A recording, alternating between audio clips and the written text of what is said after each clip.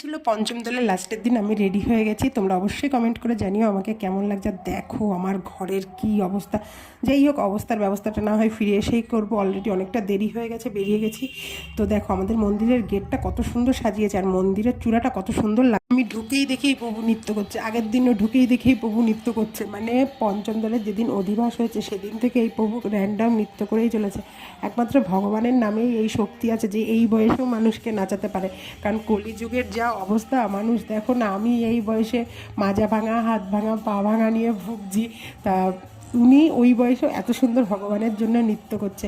যাই হোক, এদিকে আমাদের প্রভুরা কীর্তন করছে আর মাতাজিরা নৃত্য করছে। আমরা অনেকক্ষণ ধরে বসেছিলাম যে একটু স্টেপ খুঁজছিলাম, কারণ আমি না আগে কখনো নৃত্য করিনি আর পারিও না। এত মায়াপুর যাই, সব মাতাজিরা নৃত্য করে, শুধু দেখি কিন্তু করতে আর পারি না। মানে ভাবি যে পারি না, তো করলে সবাই কেন না হাসবে, সের জন্য আর কখনো রিস্ক নিই না। কিন্তু এইবার না আর নিজেকে ধরে রাখতে পারলাম না। ভাবলাম যাই হোক, যে যাই বলুক, আগে ভগবানের জন্য তো করিনি, যা হয় দেখা যাবে। কারণ কি এইখানে সবাই মানে প্রত্যেকটা ভক্ত নৃত্য করছে, মানে সবাই মানে ভগবানের নামের প্রেমের জোয়ারে ভেসে গেছে। আর দেখো ডাক্তার দিদিও যেমন একজন, আমিও, দুজনই সমানের জন্য দুজনে সবসময় একসাথে থাকি, একসাথে তাই নৃত্য করছিলাম।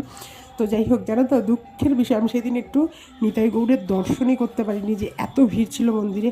আমি রাধা শ্যামসুন্দরের সাইডে ছিলাম, তাই এই পাশেই তোমাদের একটু ভিডিও করে শেয়ার করলাম রাধা শ্যামসুন্দরের ভোগ আরতি। আর লাস্টের দিন জানো তো আমাদের প্রত্যেক বছর এখানে মালসা ভোগ হয়, আমরাই সব কিছুর আয়োজন করি। আর দেখো কত ভক্ত এসেছে, সবাই মিলে কত আনন্দ করছে। নেক্সট বার তোমাদের সবাইকে খবর আসছে বছর তোমরা সবাই এসো পঞ্চম দোলে আমাদের এই হরিদাসপুরে। তো যাই হোক, এখন বেলা শেষ, বাড়ি ফেরার পালা। কিন্তু দেখো এই প্রভু এখনও নৃত্য করছে।